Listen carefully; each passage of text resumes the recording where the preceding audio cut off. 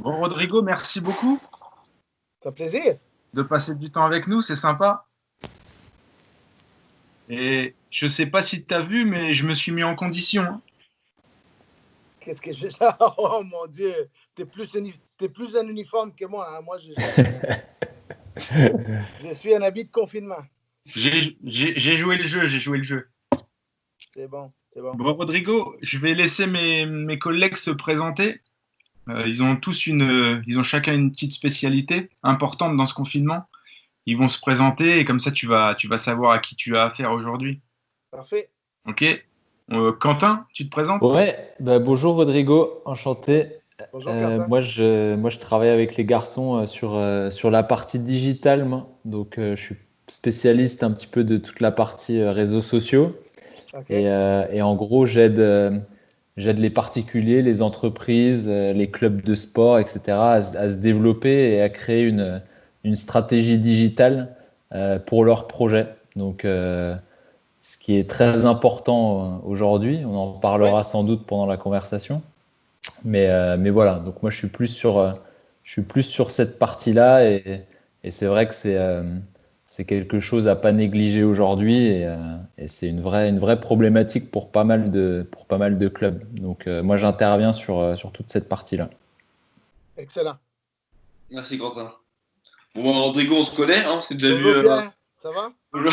Bonsoir Rodrigo, bah, bonjour pour toi. Donc on se connaît déjà. Mais ouais, comme pour t'expliquer, moi avec Romain, moi je suis plus sur la partie donc on va dire juridique, ressources humaines et un peu sur le développement avec Romain. Donc moi je te titillerai avec des questions sur ouais, comment tu as géré ça parce que je sais que vous êtes un club employeur, vous avez plusieurs salariés. Donc comment tu as géré ça aussi on va faire une petite analyse avec ce qui s'est fait en France.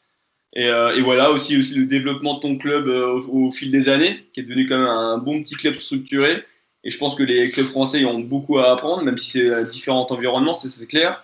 Mais je pense un peu aussi de voir ta vision au fur et à mesure des années quand tu as eu le club, voilà, tes projets court terme, moyen terme et long terme. Donc voilà, je vais te poser des questions là-dessus. Pas très dur, t'inquiète. Excellent. Ça Voilà, va? Rodrigo. Et puis, bah, écoute, nous, on se connaît bien. Euh, Moi, je suis vraiment ravi de t'avoir aujourd'hui parce que je sais que ça va pouvoir servir des clubs. En tout cas, j'espère. Euh, Ça fait 2 fois que tu viens en France. J'aurais aimé qu'on puisse échanger avec d'autres présidents de clubs, d'autres dirigeants. Ça n'a jamais pu se faire encore. Ça se fera certainement par la suite.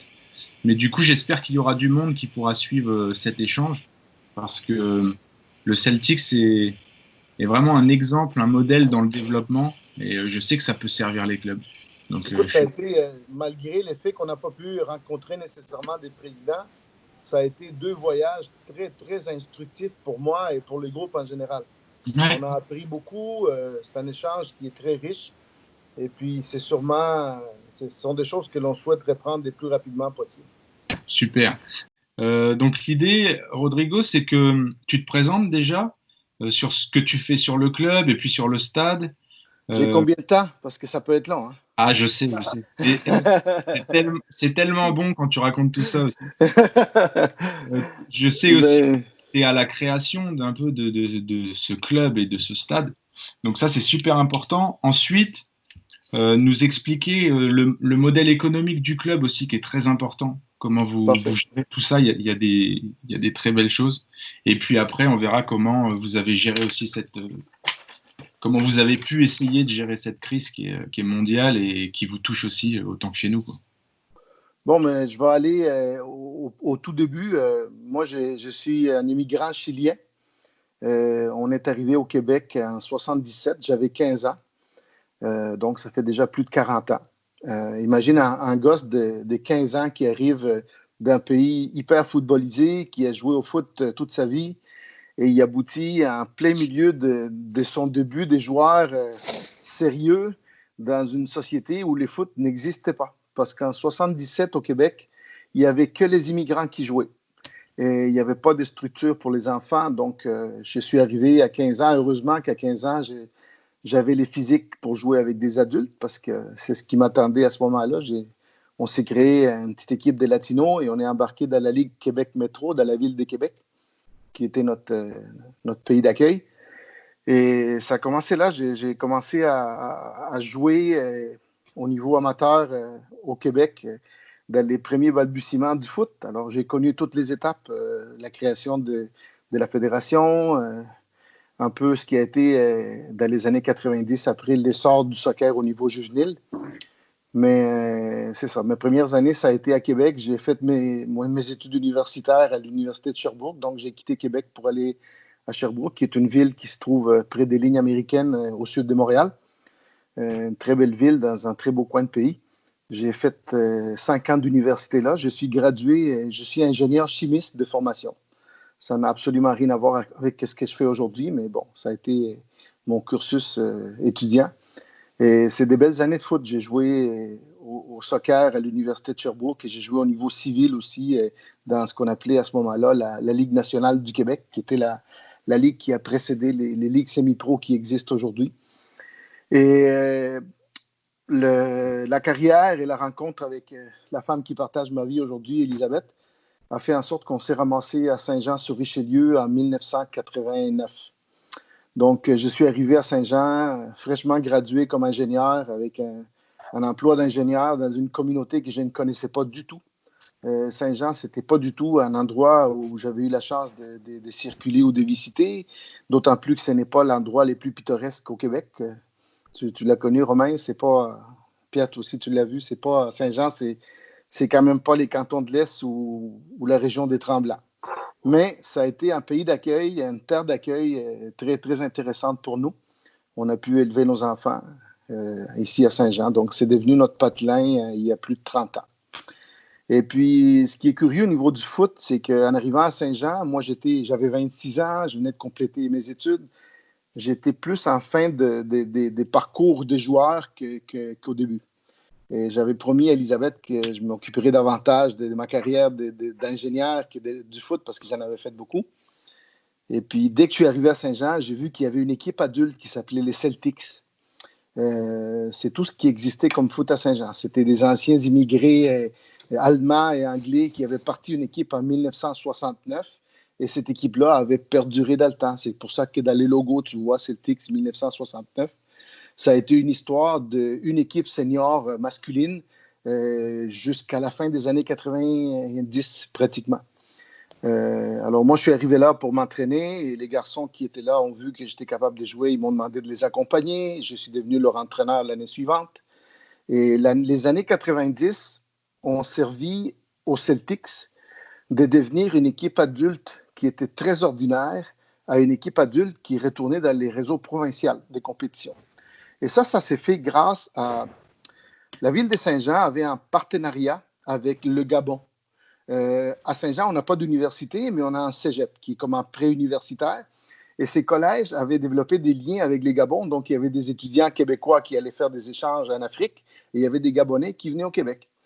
Et dans les premiers contingents gabonais, on a rapidement retrouvé 3 ou 4 joueurs de foot, dont dans la deuxième batch, notre cher Alex Maguissé, que vous connaissez, qui est arrivé ici à l'âge de 18 ans comme étudiant. Et puis, on s'est aperçu qu'avec la technique de certains joueurs et les gros efforts physiques de d'autres associés à ces magiciens africains qui connaissaient le ballon par cœur, on était capable de créer un groupe qui pouvait performer.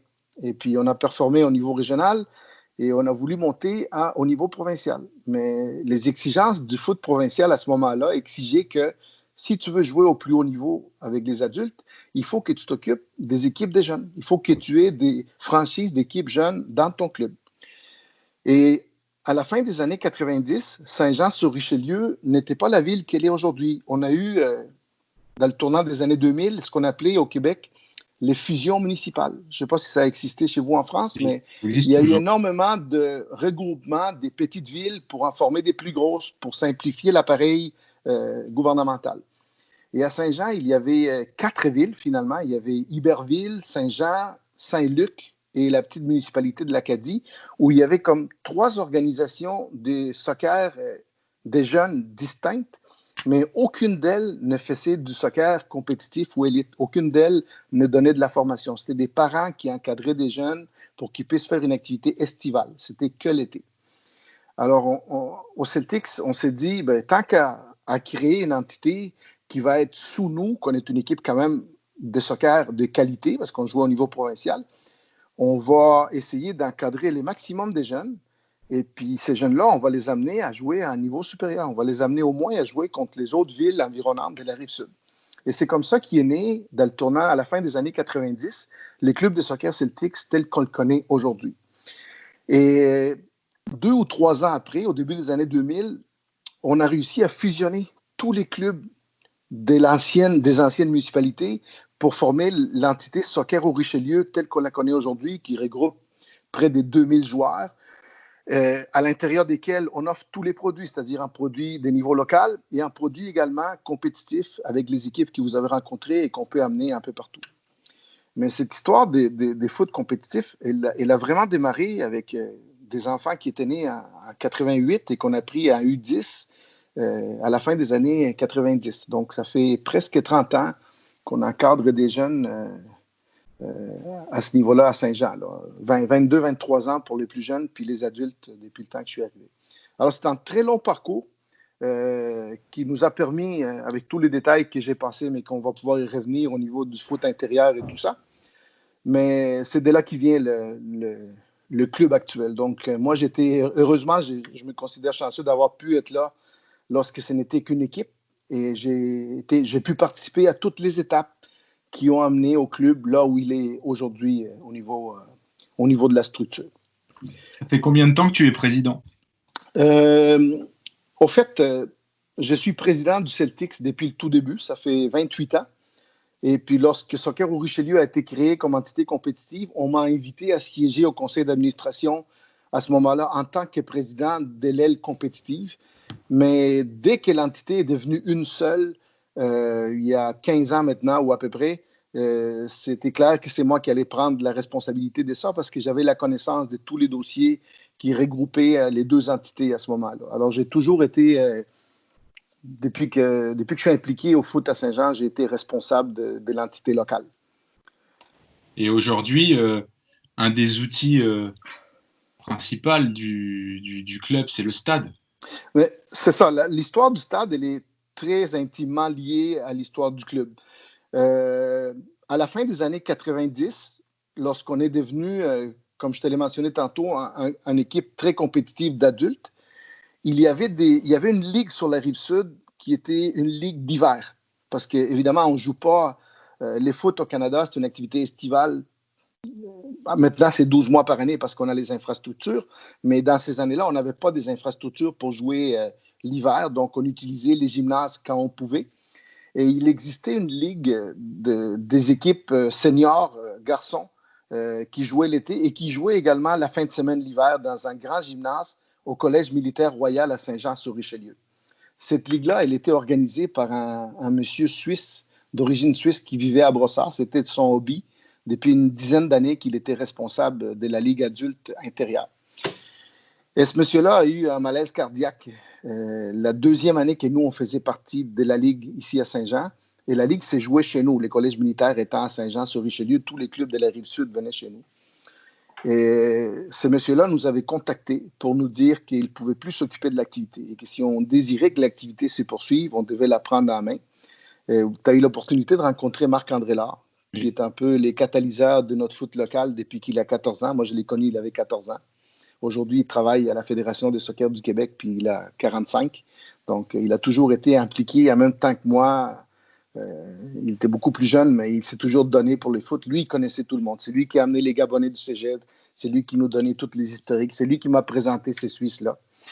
Et le monsieur Suisse nous a dit, si vous voulez continuer à jouer au foot, il va falloir que vous administrez la Ligue. Parce que moi, je ne pourrais plus le faire.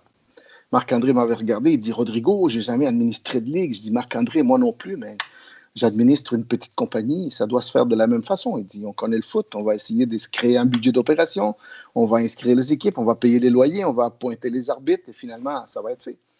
Et qu'on a fait une première année à 14 équipes, ça a été numéro 1. On a fait 400 $ des profits à la fin de l'année. Et ça a commencé comme ça. Ça, c'était en 96. Déjà en 97, il y avait 25 équipes qui désiraient jouer dans notre ligue. Et puis, on a fait 2 divisions, on les a toutes acceptées. On a généré 6-7 000 $ des profits qui nous servaient à notre saison estivale pour financer nos activités de grains. Pour vous faire une histoire courte, à l'espace des 4 ans, il y a eu la création à La Prairie, qui est une petite ville près de Saint-Jean, du premier centre intérieur gazonné en Amérique du Nord, au Canada, finalement. Il y en avait un aux États-Unis à quelque part, mais c'est une petite surface avec la nouvelle génération des gazons qui avait développé par la compagnie américaine AstroTurf pour les Jeux olympiques d'Atlanta en 96. C'est un gazon qui était similaire au gazon qu'on connaît aujourd'hui parce qu'avant, les synthétiques, c'était des tapis très rugueux qui étaient très durs pour les articulations et pour les genoux particulièrement. Et c'était une petite surface, c'était comme l'équivalent des 60 mètres par 40 mètres. Mais les collèges privés avaient décidé qu'ils investissaient pour leurs jeunes et qu'ils créaient cette infrastructure-là. Et Marc-André, il m'a dit, appelle-les, les week-ends, il n'y aura personne, on va le prendre pour nos adultes. Et on les a téléphonés, ils nous ont fait confiance. Puis pendant 4 ans, on a accueilli des ligues de soccer intérieur sur du vrai gazon, dans un complexe où, après 1 an et demi, on débordait déjà. Il y avait la capacité pour faire jouer 40 équipes. Et on en avait 80 qui voulaient jouer dans notre complexe. Des équipes venaient de Montréal et tout le monde voulait participer à l'événement qu'on avait créé. Et c'est là que des amis que j'avais personnellement, qui sont mes associés aujourd'hui au stade, qui jouaient avec moi au foot à ce moment-là, ils m'avaient dit, Rodrigo, il y a à Montréal, il s'était créé un nouveau stade. Les Italiens avaient bâti un stade pleine grandeur intérieur. Il est allé me le montrer. Il m'a dit, pourquoi qu'on n'en aurait pas un sur la Rive-Sud? Je dis, Martin, parce que je n'ai pas l'argent. Il dit, mais regarde, montre-moi les projets et je vais te trouver l'argent.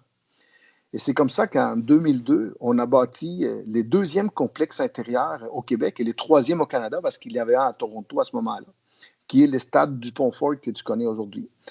Et d'avoir géré 14 équipes d'adultes pour les plaisirs de nos propres jeux en 96, on est redevenu une compagnie qui administrait le foot pour plus de 300 équipes et plus de 3000 personnes qui venaient hebdomadairement jouer dans notre enceinte de partout en Montérégie et même de la région de Montréal, parce qu'à ce moment-là, on était à peu près les seuls à avoir un centre. Et en tant que gestionnaire, j'ai rapidement compris que ce n'était pas aux impresarios ou aux gestionnaires des centres d'administrer le foot, c'était aux entités qui ont la mission d'administrer le foot, de s'en occuper. Donc, on a fait une place rapidement à Soccer au Richelieu, à l'intérieur du stade, pour que ce soit eux les maîtres d'œuvre de tout ce qu'il y avait comme activité à développer dans les stades. Les stades récoltaient des locations, mais les stades n'organisaient aucune activité. Et pour moi, c'était le meilleur des mondes. Je m'étais trouvé un emploi à temps plein qui me payait pour pouvoir donner de mon temps, pour pouvoir poursuivre de donner mon temps bénévolement en tant que président de l'entité qui allait exploiter le site. Et c'est un conflit d'intérêts qu'on gère très bien depuis 18 ans bientôt et qui a permis à Soccer au Richelieu de devenir, parce qu'on n'avait pas l'emplacement, on n'avait pas la qualité de joueur, on n'avait pas le bassin pour devenir un club important au Québec.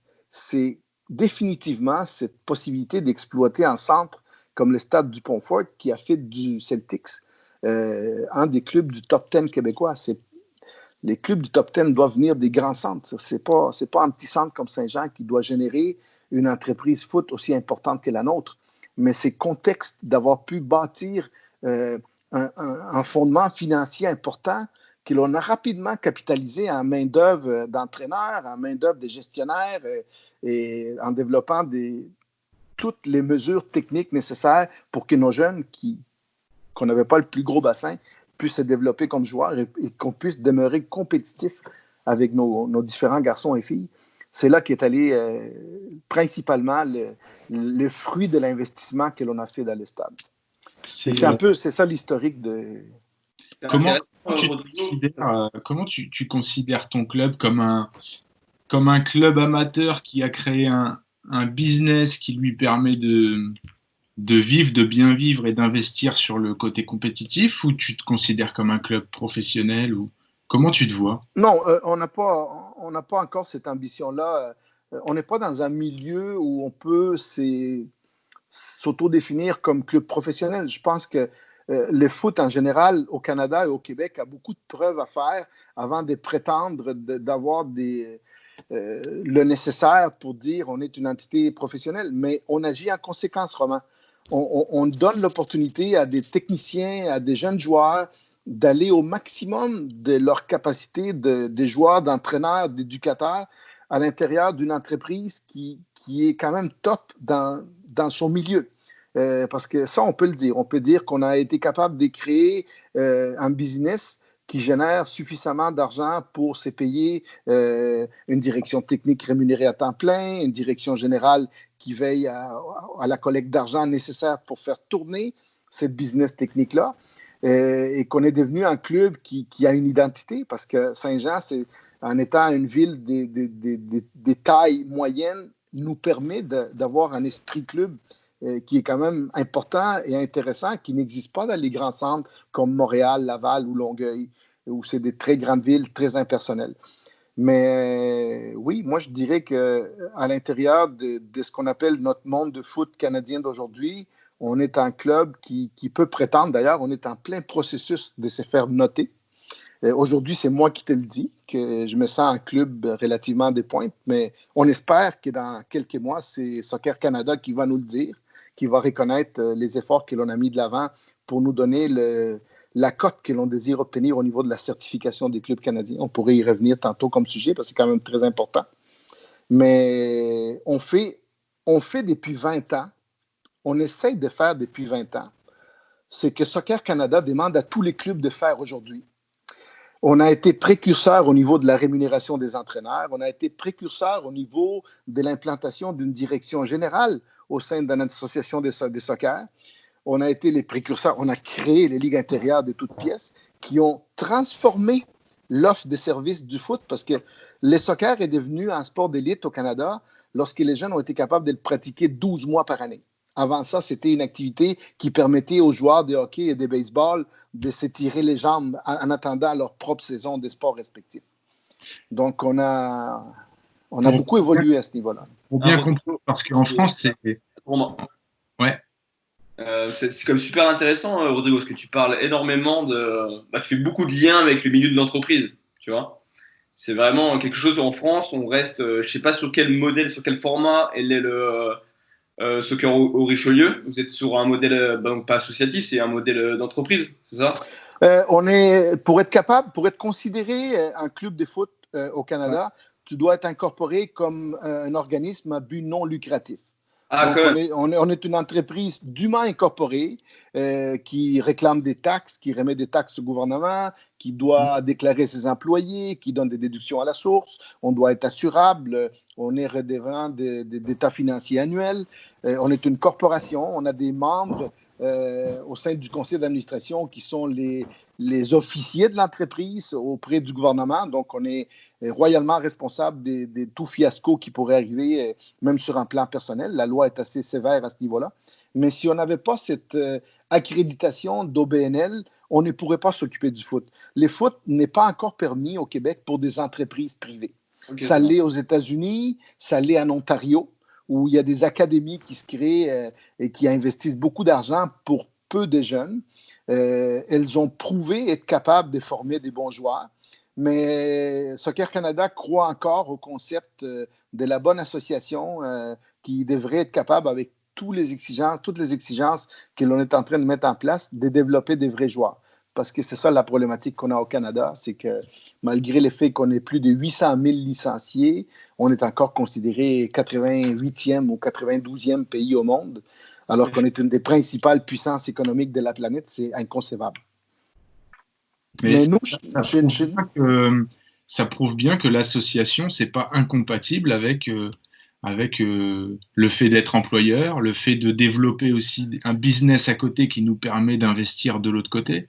Au contraire, je pense que... Ça, comment vous vous positionnez, par exemple, au Canada? Vous êtes un cas isolé ou... Non, on est un cas particulier. Je te dirais que la hiérarchie des clubs canadiens répond beaucoup à leur bassin. Les clubs les plus importants, exemple, les clubs de Oakville en banlieue de Toronto, c'est un club de 7500 joueurs. Au Québec, on a plusieurs clubs qui ont entre 4000 et 5000 licenciés parce qu'ils sont dans des gros bassins, l'ouest de Montréal, Lakeshore, la banlieue de Québec qui est une ville de plus d'1 million d'habitants, les clubs de Longueuil qui ont 3500 joueurs parce qu'ils sont la principale métropole de la Rive-Sud de Montréal. Mais nous, pour être concurrentiels auprès de ces grands bassins de joueurs-là, on a dû développer un modèle d'affaires encore plus efficace et encore plus performant. Parce qu'on doit quand même générer les sous nécessaires, l'argent nécessaire pour être capable de se payer le projet de club qu'on a mis en place depuis plusieurs années. Et ça... À propos de ça, Rodrigo, c'est quoi un peu la répartition? Je ne sais pas si c'est... si tu dois dire ou pas, mais la répartition au niveau des ressources. On sait qu'en France, sur le milieu associatif, c'est beaucoup de la règle des 3 tiers. Donc on est à 30% de cotisation, 30% de partenariat et encore 30% de subventions qui viennent de l'État. Et on sait que celle-ci descend de jour en jour. Vous, c'est quoi votre modèle économique là-dessus? Nous, malheureusement, la contribution d'État, elle s'arrête aux fédérations québécoises, aux fédérations provinciales. Okay. Soccer Canada reçoit des subventions. Soccer Québec reçoit des subventions de la part du ministère provincial des sports et loisirs. Mais les clubs doivent s'autofinancer par les memberships et par tout autre moyen qu'ils vont être capables de développer en tant qu'entreprise. Nous, on a... Là, je reviens un peu à l'exploitation du stade intérieur. Étant donné que Soccer au Richelieu est les maîtres d'œuvre de toutes les activités qui se passent au stade du Pont-Ford, on a créé une quantité importante de ligues d'adultes, ce qu'on appelle au Québec des ligues des garages, où l'on fait jouer des gens dans le milieu corporatif, dans les milieux sociaux, qui ne font pas nécessairement partie de notre club. Okay, on organise leurs activités de foot sur semaine, le soir, durant les mois d'hiver, et ces activités-là nous permettent de générer des profits. Et tous les profits générés à travers ces activités-là sont réinvestis dans notre entreprise, club juvénile, développement et tout.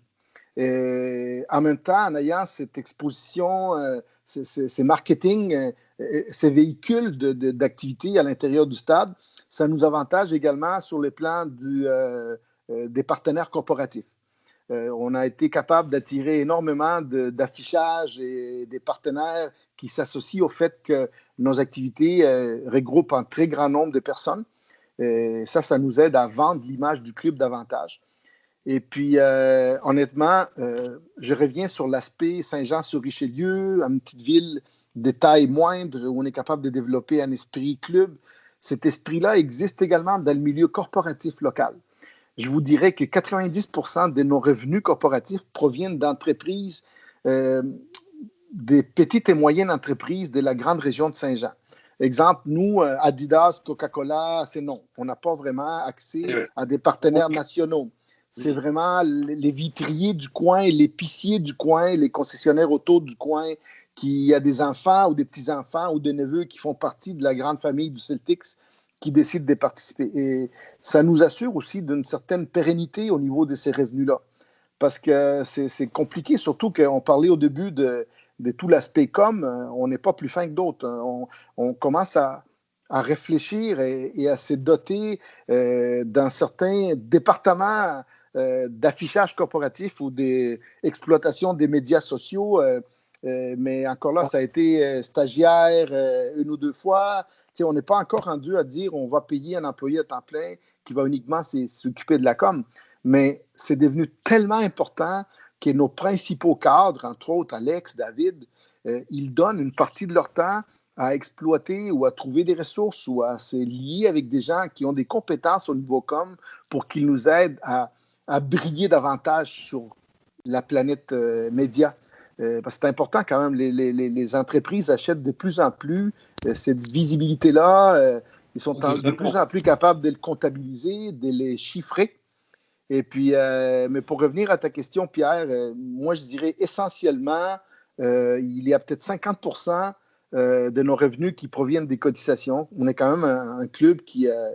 Elle a combien la cotisation sont... Les cotisations sont très variables. Elles vont du jeune qui fait du soccer de base au niveau récréatif que l'on appelle, c'est-à-dire qui s'inscrit durant la saison estivale pour aller jouer une fois par semaine ou 2 fois par semaine à l'extérieur durant une période de 12 à 15 semaines sans aucune issue des compétitions.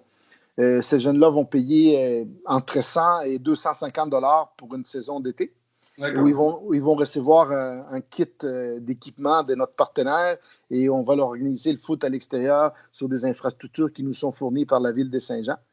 Mais en parallèle de ça, il y a 30% de notre membership juvénile qui est notre élite, qui joue 12 mois par année, qui a des entraîneurs payés, qui compétitionnent localement, régionalement, au niveau provincial, que l'on amène parfois à des compétitions internationales. Donc, ces gens-là peuvent dépenser facilement 3 000 $ par année pour être capables de réaliser l'ensemble de leurs activités.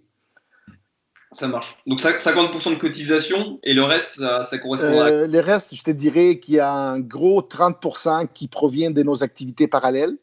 Et peut-être un 15-20% qui provient de nos partenaires corpo. On a un budget d'opération qui avoisine les 1,5 million de $. On a 5 à 7 employés à temps plein. On a une trentaine d'éducateurs qui sont rémunérés. On paye évidemment tous les officiels qui sont dans nos activités, que ce soit corporatif, régional ou autre. Donc, c'est beaucoup. C'est une infrastructure quand même assez importante. Ah, vous êtes une petite ou moyenne entreprise, hein, complètement. Ah ouais. Puis, d'un autre côté, tantôt on parlait de l'essence de l'entreprise. Je suis là depuis très longtemps. J'ai fait partie de 15 comités, 15 conseils d'administration différents parce que la durée de chaque conseil elle est de 2 ans. Et puis, au fil des années, on n'a pas toujours eu la même vision sur ce qui était la gestion de cette entreprise-là. Et j'ai eu des très bons copains et collègues à travers les années qui ont été très dévoués, mais jusqu'à il y a 2 ans, le but de notre entreprise, c'était de maximiser nos revenus pour rendre le service à nos membres. Les fonds de roulement de l'entreprise, ce n'était pas important. On n'avait pas besoin de se bâtir en bas de laine, comme on dit en bon québécois, pour être capable de passer à travers des périodes sombres. Au contraire, on trouvait que notre devoir de gestionnaire d'une OBNL, c'était de maximiser les retours de services pour nos membres. Alors, même si on avait un budget d'opération d'1,5 million de $, la marge qui était votée en début de saison était peut-être de 10, 15, 20, 30 000 $. Donc, elle ne représentait même pas 2 ou 3% du chiffre d'opération, alors qu'une entreprise saine doit en prévoir beaucoup plus, doit avoir un fonds de caisse pour être capable de rouler et ainsi de suite. Et ça, dans la nouvelle structure de Soccer Canada, ça l'est exigé au club. Ils exigent au club, vous devez avoir un fonds de roulement qui doit représenter au moins 10 à 15% de votre chiffre d'affaires. Donc, ouais, parce que du coup, la gestion, justement, là, Rodrigo, ça fait une bonne transition. La crise actuelle, on peut le dire, une entreprise comme la vôtre, forcément, il y a un peu de casse parce qu'il y a des salariés, ils sont nombreux. Vous êtes sur un modèle aussi plus de prestations que de... Chez nous, les licences sont peu chères. Elles ne correspondent pas forcément à une prestation de service. Vous, quand vous demandez 3 000 $ à un joueur, ça veut dire que ça comprend finalement ce que ça coûte. Donc, il y a des familles du coup qui doivent peut-être réclamer un petit peu. Je sais pas comment ça se passe. Écoute, je vais prendre des sujets sur 2 ou 3 volets distincts. C'est un bon moment, je pense, pour passer une remarque personnelle. Moi, je trouve que cette crise nous a permis de réaliser l'importance de notre principale ressource au sein du club, qui sont nos permanents. Moi, j'ai la chance de travailler avec ces permanents-là. Dans le cas d'Alex, ça fait plus de 20 ans. Dans le cas de Stéphane, qui est notre DG, ça va faire 15 ans qu'il est au club. David a fait un premier séjour, mais ça fait 5 ans qu'il est à temps plein avec nous. Écoute, ça a été un moment difficile, avoir à mettre sur la voie de service tes permanents parce que tu n'es pas capable d'assumer la responsabilité associée à cette charge lorsqu'il n'y a plus d'activité. Ça a été un moment qui a été très dur. Mais on l'a fait de façon très humaine. Ils ont prouvé au club qu'ils étaient vraiment identifiés parce qu'ils n'ont jamais arrêté de travailler. Les temps qu'ils ont été sur les programmes gouvernementaux, ils auraient pu rester à la maison, ils n'étaient plus au... Mais c'est leur club, c'est leur entreprise. Ils savent qu'il y a un redémarrage qui doit se faire. heureusement, il y a des programmes qui sont apparus au niveau. Les gouvernements canadiens nous aident beaucoup. On est en train d'endetter 2 ou 3 générations, je ne sais pas, mais il y a beaucoup, beaucoup d'argent qui est mis sur la table pour passer à travers la crise et pour relancer l'économie. Et parmi les programmes qui ont été mis sur place, il y en a un qui est super intéressant. À date, au moins jusqu'à la fin du mois d'août, les gouvernements supportent les entreprises qui ont vu une descente de leur chiffre d'affaires des 75% au niveau des charges salariales. Donc, tu peux récupérer l'ensemble de tes employés avec 25% du coût réel de ta charge d'employés et des salaires. Et puis, ça nous a permis de ramener plusieurs de nos employés en date d'aujourd'hui et d'autres qui vont recommencer bientôt parce qu'on s'attend à avoir des activités dès la fin du mois de juin. Ça devrait être annoncé probablement cette semaine. On connaît un peu le protocole. Il va y avoir phase 1, phase 2, phase 3, phase 5. Mais non, pour répondre à votre question, honnêtement, j'ai même l'impression qu'on pourrait en ressortir grandi. On a géré serré durant les dernières années, dans l'esprit qu'on n'a pas cumulé nécessairement des bénéfices ou on n'a pas bâti en bas de laine, mais on a géré de façon très responsable. Et quand tu gères serré, tu dois être en pleine connaissance et en plein contrôle de tes opérations administratives parce que tu peux l'échapper assez rapidement. Alors, on est déjà habitué à jouer sur un champ de jeu qui est très étroit. Et puis, la COVID a été une embûche supplémentaire. Et puis, on a profité de cette période-là aussi pour manifester à la ville de Saint-Jean-sur-Richelieu comment on était un organisme important pour la communauté. Et ils vont nous aider monétairement aussi à passer à travers. Mais ça a aussi été un facteur. Romain, tu es venu plusieurs fois. Je pense que Pierre, tu as entendu parler aussi comment il y a une grande compétition entre les clubs de la Rive-Sud au niveau foot. Là. C'est un peu comme chez vous, Saint-Hubert, Longueuil. Finalement, on est des grands rivaux. Mais cette pandémie a donné à tout le monde un niveau d'humilité qu'on avait rarement vu. Et il y a une collaboration, il y a un échange. Alex participe à toutes les semaines à un forum des directeurs techniques avec des directeurs techniques de partout au Québec qui partagent leurs problèmes, qui amènent des pistes de solutions. Et ça a créé des liens qui n'existaient pas. Alors, on s'aperçoit plus que jamais qu'on pousse tous pour la même cause et que c'est partager des idées, ça va faire grandir le sport en tant que tel. Ça ne va pas juste favoriser une entité par rapport à une autre. Ça a été très bon au niveau de... Mais non, moi, peut-être que je suis un peu trop optimiste, mais je crois que si la santé publique nous le permet, on va revenir encore plus fort.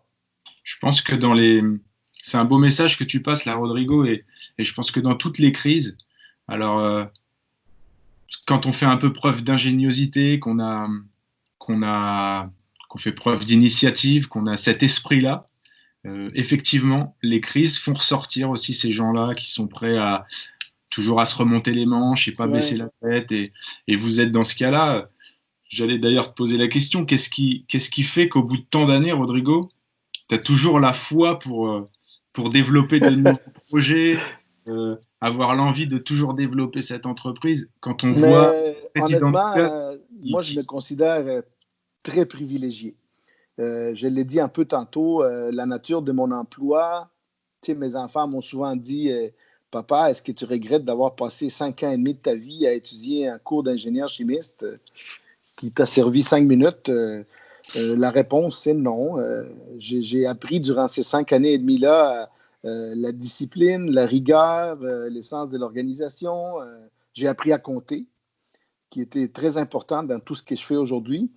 Mais non, moi je me dis, Elisabeth, que tu connais bien, elle vient de prendre sa retraite. Elle a eu l'opportunité de se retirer très jeune. Elle ne regrette pas son choix. Elle était fatiguée dans tout ce qu'elle avait accompli au niveau professionnel. Mais les gens se questionnent souvent. Une fois que je veux prendre ma retraite, je veux faire quoi? Tu veux trouver quelque chose d'intéressant à faire? Moi, si j'avais à prendre ma retraite aujourd'hui, je me trouverais exactement à la même place. Je fais exactement ce que je souhaite faire pour les années à venir. Il n'y a rien de monotone, il n'y a rien de répétitif. On doit se réinventer à chaque fois. Le foot, c'est mon milieu de vie, c'est mes amis, on travaille, puis le soir, on finit autour d'une bière. C'est la même gang, c'est pas un autre groupe. Alors, ça donne beaucoup d'énergie. Et puis, honnêtement, Romain, de façon très objective, je me considère encore comme quelqu'un d'utile à l'organisation. Les jours où je veux sentir que je suis dépassé ou qu'on ne progresse pas sous mon mandat à moi, ben, je vais faire un pas de côté. Mais en 30 ans, il n'y a jamais personne qui s'est présenté contre moi. Ils ont peur de moi définitivement. Rodrigo, quels seraient les secteurs que tu aimerais développer? Là, quel secteur tu penses vous devrez vous améliorer au club? Tu as fait déjà beaucoup de choses, mais ce serait quoi l'étape suivante, quoi? Vraiment le secteur développé. Pierre, je pense que l'étape suivante, elle nous est dictée par Soccer Canada. Lorsqu'on a pris connaissance, il y a 1 an et demi, du cahier de charge qui a été présenté à tous les clubs, surtout aux clubs qui désiraient atteindre les niveaux des clubs nationaux, qui est les niveaux le plus importants octroyés par Foot Canada. C'est un cahier élaboré où on doit développer des aspects de notre entreprise auxquels on ne s'était pas encore attardé. Ils exigent des prépas physiques, des professionnels de la santé, tout l'aspect communication, marketing. Les exigences sont clairement établies dans le cahier de charge sur un espace, sur une fenêtre de 3 à 5 ans de ce que l'on doit développer et de ce qu'on doit faire. Donc, je pense que la première étape à accomplir au cours des 3 à 5 prochaines années, c'est de rencontrer les exigences de certification nationale exigées par Foot Canada. Et je te dis, au Québec, il y a 220 clubs affiliés à Soccer Québec. Là-dessus, il y en a 150 ou 160 qui vont demander une des 4 certifications. Il y en a 29 ou 30 qui ont fait une demande de certification nationale. Et dans une première année, on va en accréditer entre 7 et 10, selon ce qu'on a entendu parler. Okay. Alors, c'est déjà très difficile de rencontrer ces exigences-là. Nous, on est un petit club dans ces bassins des clubs nationaux-là. Alors, on a beaucoup de choses à faire pour dynamiser notre administration et notre secteur technique. Et une fois qu'on aura rencontré ces exigences-là et qu'on va avoir cette certification-là, déjà en parallèle, on fait des efforts pour se démarquer. Une des principales activités que l'on a mis en place dans les 3 dernières années, c'est justement nos échanges avec vous. L'effet d'amener la Soccer Camp Academy avec tous ces professionnels venir ici pour monter des stages, pour découvrir des talents, pour nous amener une nouvelle façon de faire. Et l'opportunité avec David d'amener nos groupes en France pour vivre les expériences uniques que l'on vit avec vous depuis 2 ans. C'est vraiment une chance incroyable. On est très jalousés ici de ce qu'on fait parce que les peu de clubs qui envoient des équipes en France, souvent, c'est pour jouer 2-3 matchs dans un tournoi ou pour être reçu à un seul endroit, mais personne n'a jamais été capable de bâtir un programme où on a des rencontres qui se terminent très tard, où on s'explique un peu nos façons de faire et que les jeunes vivent une expérience d'accueil là-bas dans des clubs amateurs de haut niveau. Je pense que cette ouverture sur le foot d'un pays qui a une culture beaucoup plus développée que la nôtre, mais auquel on peut apporter un complément des vies distinctes nord-américaines via l'échange culturel est très gagnant-gagnant. Et chez nous, ça a apporté aussi des techniciens on en a déjà 3 qui viennent de l'extérieur, dont 2 que vous connaissez bien, William et David. Et on espère en avoir d'autres qui sont venus enrichir notre équipe technique, qui est une des principales exigences de Soccer Canada. Alors, moi, je te dirais que dans les 3 à 5 prochaines années, on n'a pas nécessairement besoin d'être très créatif pour être meilleur. On a seulement à rencontrer les diverses exigences qu'on nous a mis en place parce qu'il se peut fortement qu'on ne soit pas qualifié dès la première année. Il se peut qu'on doive travailler un autre 12 à 24 mois avant d'obtenir la licence que l'on souhaite obtenir. Mais une chose, c'est certain, c'est qu'on va l'atteindre parce qu'on a tout ce qu'il faut au sein de notre club pour aller là. Tout ce qu'il faut. Je pense que l'ouverture que tu exposes, c'est un peu la clé du succès. Mais malgré tout, il y a quand même pas mal de clubs qui sont fermés à ça. Même en France, en Europe ou même chez vous au Québec, c'est des choses qui demandent. Par exemple, le collectif, tu parlais du collectif Soccer Camp Academy. C'est quelque chose qui ne demande pas de frais supplémentaires, qui demande pas. Et il y a des clubs qui ne s'ouvrent pas à ça. Romain, je vais passer un commentaire que je vais peut-être regretter de le faire, mais je vais le faire avec mon cœur très ouvert. Il existe au sein de notre club une grande communion entre les dirigeants de l'entreprise, à l'occurrence le président et son conseil d'administration, l'administration de l'entreprise et les secteurs techniques. Lorsqu'il y a des idées qui se développent, lorsqu'il y a une volonté d'amener nos programmes vers l'étape suivante, l'homogénéité et la communication et l'acceptation de ces projets-là, elle est extrêmement dynamique. Il y a des grands clubs au Québec où les conseils d'administration est formé par des parents dont leur enfant il fait juste participer à une activité locale l'été où il y a moins d'ambition, où il y a moins d'affinité entre les dirigeants et les secteurs techniques. Alors, c'est beaucoup plus difficile pour ces clubs-là de porter des projets qui révolutionnent un peu les façons de faire. Alors que chez nous, lorsqu'on a une idée, c'est pas très compliqué de l'amener à terme. On est souvent directement relié entre les créateurs, les artistes et les décideurs. Ça, c'est un avantage notoire chez nous. Ça vient peut-être du fait aussi que toi, président, tu as ce volet développement, businessman un petit peu, mais à la fois, tu es un technicien, tu es un entraîneur, tu es un joueur, tu connais le football. Et finalement, c'est toi qui va lier un petit peu justement l'administratif, le développement et le football, non? Moi, je te dirais que de mon expérience personnelle, des footballeurs qui sont responsables des clubs au niveau de la présidence. Il n'y en a pas beaucoup. Non, c'est pas beaucoup. C'est des papas ou des mamans des footballeurs. Ouais. Qui n'ont pas pu faire partie de la génération de. Nous, on commence à peine à avoir des parents qui ont joué la game et qui sont capables de s'investir au niveau technique ou au niveau administratif. Tu vois, des garçons comme Gamache ou comme Giuseppe que vous avez rencontré en France, eux, ils ont joué lorsqu'on a commencé les programmes techniques compétitifs il y a 20-25 ans. Et aujourd'hui, ils ont des enfants qui font partie de nos centres de développement du club. Mais c'est récent, c'est très récent, ça. Alors oui, effectivement, l'effet d'être impliqué dans la game, ça a toujours aidé au niveau du développement des nouveaux projets surtout. Parce qu'on ne manque jamais de projets. Hein. On est toujours à court d'argent. On n'est jamais à court d'idées. Et au niveau... je vais aller un peu sur le champ de Quentin. Votre club archi structuré avec un nombre de salariés temps plein, vous n'avez toujours pas dans l'idée de développer justement ce côté à fond communication, marketing et digital? De plus en plus. De plus en plus. On a eu le malheur, la pandémie nous a enlevé une compatriote à vous qui était venue ici pour 6 mois, compléter ses études à travers un stage en com.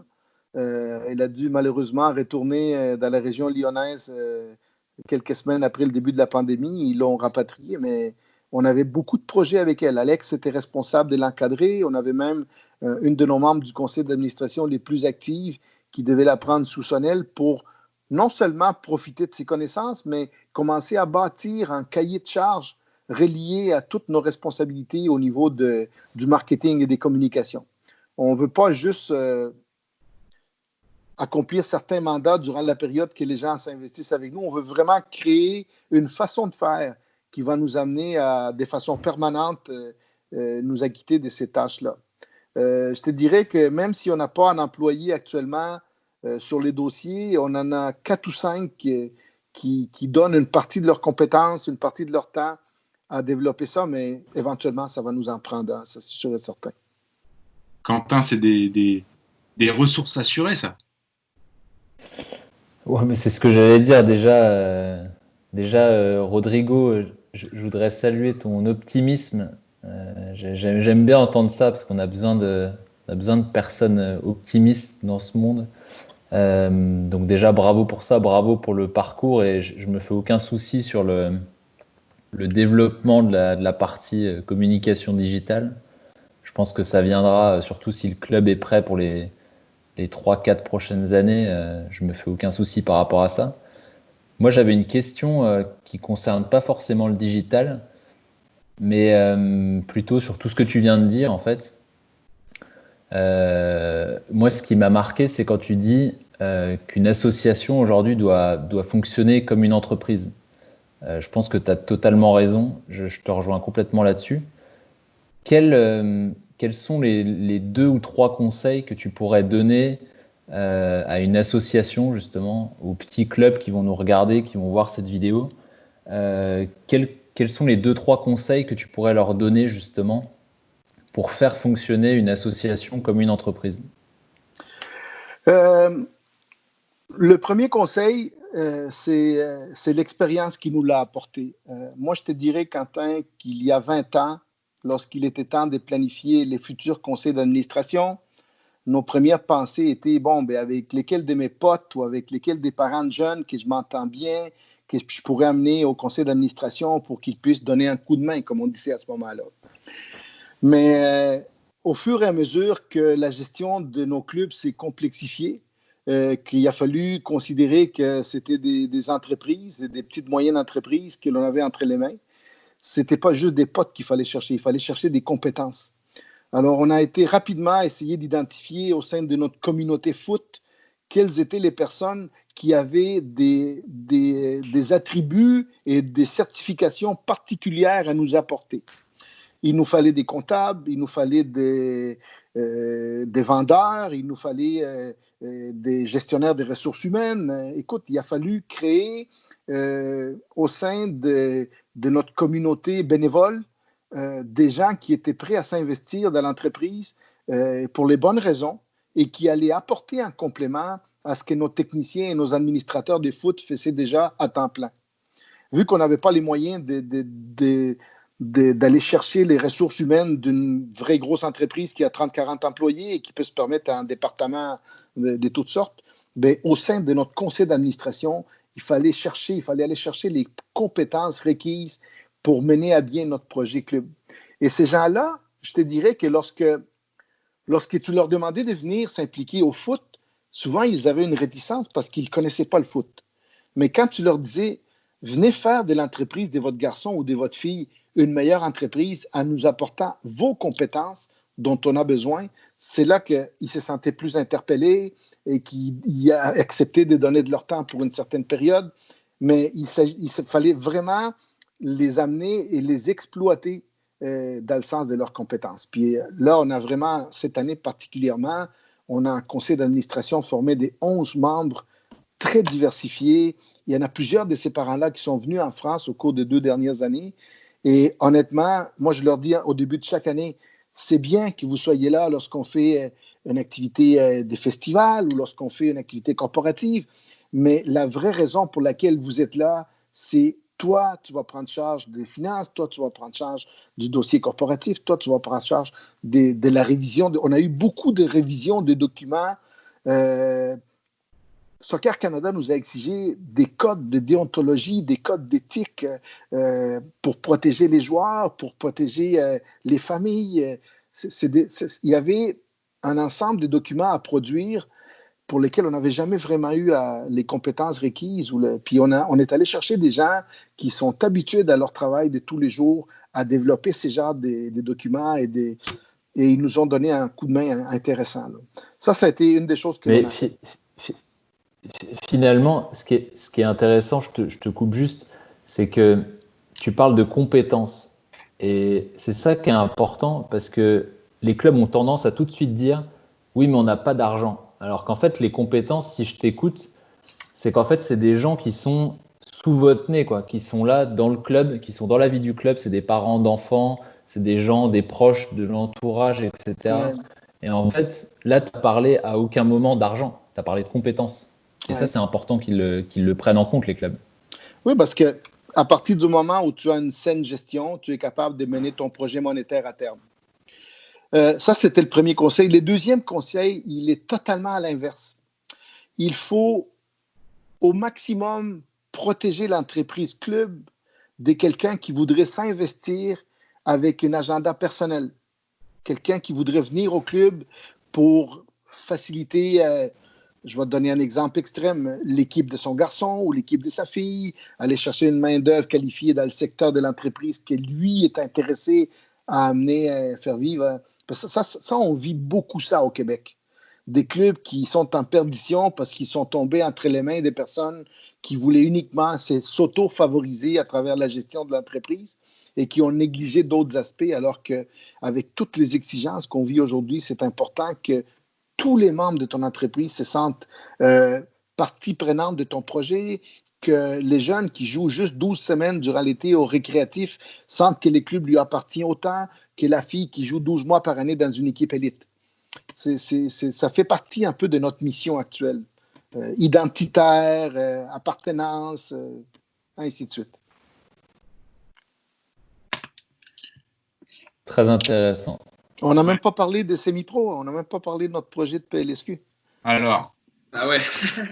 je l'avais noté, Rodrigo. Non, je l'avais pas. Ben, je trouve que c'est intéressant. Je l'avais noté parce que, effectivement, c'était votre. Alors ça, c'est pas un projet que vous aviez en tête pour tout de suite. Au fait, on a essayé d'apporter ces projets-là chez nos garçons il y a 3 ans, il y a 4 ans maintenant. Et puis, on n'avait pas à ce moment-là les ressources nécessaires pour avoir les projets réussis comme on le souhaitait. Alors, on avait fait un pas en arrière. On savait que c'était un pas temporaire. Mais les nouvelles exigences imposées par Soccer Canada et notre ambition de devenir un club certifié national nous ont poussés sur une fenêtre de 2 ans à embarquer dans les 2 projets semi-pro et masculins et féminins. Donc, 2020, c'était l'année pour nos garçons et 2021, ça devenait l'année pour nos filles. On a donné la responsabilité du projet à votre compatriote et ami David Sauvry, qui a mérité largement cette mention. Il a accepté de porter les projets en tant qu'entraîneur-chef avec beaucoup de fierté et beaucoup de passion, comme vous les connaissez. Il a été capable de faire un recrutement très intéressant pour un club de première année. Malheureusement, nos 36 joueurs qui devaient faire partie de l'équipe première et de l'équipe réserve sont tous confirmés, mais en attente de pouvoir faire une quelconque activité. Mais ce n'est que partie remise. Je suis convaincu que cette période d'accalmie va nous permettre uniquement de solidifier davantage notre projet. La PLSQ est actuellement les calibres de compétition les plus élevés au Québec. Il y a la CPL, qui est la Canadian Professional League, qui est comme la division 2 après la MLS, qui prend peu à peu place en Ontario et dans l'Ouest et qui éventuellement va venir au Québec aussi. Mais pour nous, déjà, avec notre infrastructure de club, pouvoir faire partie avec nos garçons et nos filles de cet environnement compétitif très relevé est un beau complément à l'ensemble de nos mesures et de notre croissance. Et puis, ce qui est intéressant, c'est que cette équipe première, garçons et filles, est pour nos enfants la meilleure motivation de persévérer à l'intérieur du club. De se dire, je n'ai pas besoin d'aller à la Masia pour me développer comme joueur. Je peux le faire à l'intérieur du Celtics et ambitionner à quelque chose. Ici, on est très proche des universités canadiennes et américaines. Il y a des objectifs très louables pour nos enfants au niveau de leur développement en tant qu'athlètes. Alors, on trouvait que c'était important de notre part de mettre sur pied ces projets-là, qu'à venir jusqu'à maintenant est très, très rassembleur. Donc, on est bien content de comment ça se profile pour l'instant. Avec la formation que vous avez mis en place, toute l'organisation, là, le fait d'arriver sur le semi-pro masculin, alors je ne savais pas que vous aviez l'ambition de faire sur le féminin aussi prochainement, donc c'est vraiment super. En fait, vous créez là l'ensemble du projet club, c'est-à-dire qu'on puis honnêtement, Romain, et finir sa vie au Celtics. Chez nos filles, on a quelques joueuses formées au club qui jouent maintenant un peu partout. Elles ont entre 24 et 26 ans. Moi, je te dirais qu'on en a peut-être 5 ou 6 qui sont très bonnes, qui ont fait leurs preuves au niveau universitaire, dans certains programmes provinciaux et nationaux.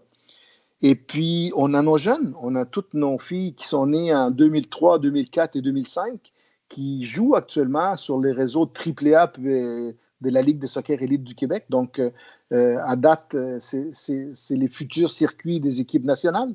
On en a déjà 3 chez les filles, 3 générations successives qui auront en 2021 18, 17 et 16 ans. Tu sais que des filles de cet âge-là, dans certains niveaux de foot, accompagnées par quelques vétérans, on n'aura pas besoin de chercher très loin pour monter notre équipe PLSQ l'année prochaine.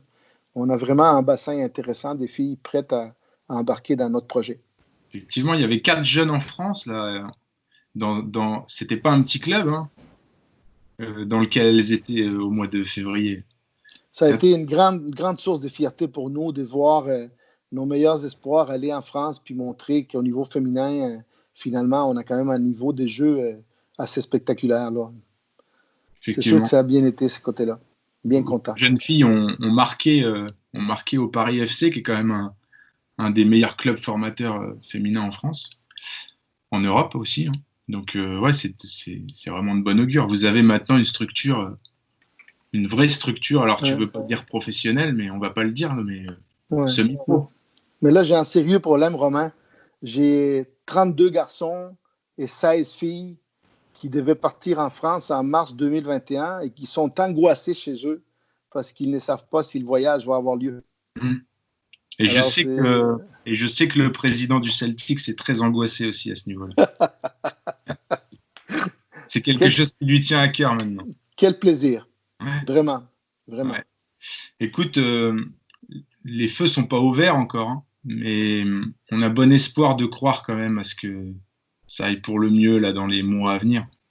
On va croiser les doigts. Ouais, c'est le message que je vais leur donner. On va leur dire d'attendre. Et puis que Dieu sait ce qui nous attend dans 8 mois ou dans 9 mois. C'est quand même très loin. Effectivement. Alors, ça évolue très vite, ces virus-là. On ne sait pas ce qui va arriver dans les 4 ou 5 prochains mois. Ça peut aller aussi bien du bon côté, on l'espère. On verra. Nous concernant aussi, on avait bon espoir de venir chez vous pour la deuxième année consécutive. Bon, ça sera pas de cette année. Tu vois, Romain, tantôt on parlait de reprise avec la COVID. On doit se réinventer à tout point de vue. On se réinvente sur les produits qu'on va offrir aux enfants en bas âge. On se réinvente de la façon dont on va pouvoir reprendre nos équipes compétitives à l'entraînement. Et on doit se réinventer avec les projets des camps de foot qu'on avait prévus pour nos jeunes cet été. On a déjà discuté de ça avec David. Il va essayer humblement de faire amende honorable à votre absence, puis de quand même garder nos enfants durant une semaine à l'entraînement avec quelque chose d'intéressant. Là. On s'est donné comme mandat d'amener 1 ou 2 techniciens d'autres clubs ici capables de nous amener une diversité pour être capable de conserver cette séquence. Oui, définitivement. Mais vous allez être attendus là, dans les plus brefs délais. Ouais. Ça, c'est sûr et certain. On a déjà eu quelques messages de parents qui nous attendaient. Oui, j'en doute pas. Non, mais c'est super en tout cas. Les messages sont très forts. J'espère qu'il va y avoir une vraie résonance au niveau des dirigeants français. Il y en a besoin. On est dans un modèle chez nous qui s'essouffle un peu là. C'est compliqué. Alors on a d'un côté des présidents qui en ont un peu plein le dos parce que le modèle change et puis ils ont du mal à y trouver leur intérêt. Les associations sombrent un peu. Et puis comme tu disais, après certains aussi présidents ou comités directeurs qui sont là un peu pour leur affaire personnelle. Et puis finalement, ça ne dure pas très longtemps. Et dans l'entre-deux, on n'a pas grand-chose. On n'a pas trop de personnes comme toi, avec les ressources, l'ambition, la positivité, la volonté. Donc j'espère que ça va trouver résonance et puis que ça puisse motiver certains. Certainement, quand tu viendras en France, après t'avoir vu, ils voudront se déplacer pour venir te rencontrer, peut-être. Mais écoute, c'est déjà un combat à mener avec mon propre monde ici, les techniciens. On a eu des moments d'angoisse. Là. On a eu des moments où on s'est questionné sur la validité de tout ce qui s'en vient, si c'est pertinent de le faire ou pas. Moi, je suis convaincu que la pire chose que l'on puisse faire cet été, c'est de laisser en plan nos jeunes, de ne pas leur organiser ne serait-ce qu'une séance où on va venir se raconter nos passages de la COVID sur le bord d'un terrain. Moi, je pense que cette continuité est essentielle. Les enfants ont besoin. C'est là qu'on ressent vraiment l'esprit club. Ça a manqué. Les jeunes, le contact entre eux, les contacts avec leurs éducateurs, au-delà du ballon, c'est quelque chose qui leur manque et ils nous le manifestent. J'ai pris beaucoup de marches dans le quartier avec ma conjointe durant la période des confinements parce qu'on avait le droit quand même de marcher avec une certaine distanciation sociale. Et c'est un quartier des petites familles. Les gens m'interpellent dans la rue. Il y en a que je ne connais même pas. Ils me disent bonjour, bonjour. On a hâte que vous repreniez les enfants. Là. Il y a comme il faut vraiment procéder avec qu'est-ce qu'on va pouvoir procéder et les choses idéales viendront par la suite. Là. On vit dans un monde en changement et puis il faut faire avec. Effectivement. Vous, là, au niveau gouvernemental, c'est quoi? Vous avez des étapes comme nous, toutes les 3 semaines? Écoute, au fait, Soccer Québec a eu quelques rencontres avec les ministères des loisirs et des sports. Ils ont exigé à Soccer Québec de présenter un projet de reprise qui respecterait les conditions actuelles. Et puis, ultimement, c'est la santé publique qui est l'organisme qui légifère les retours de toute activité, qui va accepter ces processus-là et ils vont étape par étape. Ça a commencé avec les retours à l'école primaire il y a 2 semaines. La semaine dernière, ils ont annoncé la faisabilité des camps de jour, qui est très important pour les jeunes durant l'été et pour les familles, parce que les parents doivent laisser les enfants quelque part. Et l'étape suivante, c'était de s'ouvrir aux différentes activités sportives. Donc, on attend soit cette semaine ou la semaine prochaine qu'on va nous annoncer que l'on va être capable de mettre sur pied les premières phases proposées, probablement avec la fin de l'année scolaire qui est prévue, au fait, le retour qui est prévu de l'été la semaine du 29 juin, c'est-à-dire à la fin du mois. On espère que ça va aller à peu près dans ces... Puis ensuite, chaque association a préparé des scénarios de reprise des jeux à partir de juillet, à partir du mois d'août, saison raccourcie, on est prêt à jouer 6 à 8 semaines s'il faut. On est prêt à se prolonger jusqu'au mois d'octobre, c'est qu'on ne fait pas normalement ici. Mais définitivement qu'il y a une volonté de faire, peu importe le contexte. On est moins regardant sur la durée des activités. De toute façon, ce que les jeunes veulent, c'est jouer. On sait que ce sera particulier dans tous les cas. Après, il faut faire le dos rond et trouver les meilleurs moyens. Exactement. Mais malgré tout mon positivisme, on va en ressortir quand même assez meurtri de cette expérience-là. Il y a beaucoup de clubs au Québec qui vont avoir de la difficulté à passer à travers la crise. Plus tu étais fragile au départ, plus les chances d'écrouler avec tout ça sont importantes. Exactement. Et ça va être, on va pas se réjouir de ça. C'est la structure au complet qui s'écroule un peu finalement. C'est pas une bataille de voir qui va finir dernier tout seul sur l'arène. Là, on est dans un monde où c'est l'ensemble des intervenants qui font la richesse de notre sport. Fait que on ne souhaite pas que ça s'écroule nulle part. Mais c'est malheureusement comme ça que ça va se passer. Ouais, faut pas souhaiter que les rivaux ou ceux qui sont à côté de nous s'effondrent parce que souvent c'est ceux qui nous poussent aussi à être meilleurs. Donc évidemment. Moi je me dis également, Roman, que les clubs sont très souvent associés à des municipalités et que ces municipalités-là ne peuvent pas se permettre de laisser...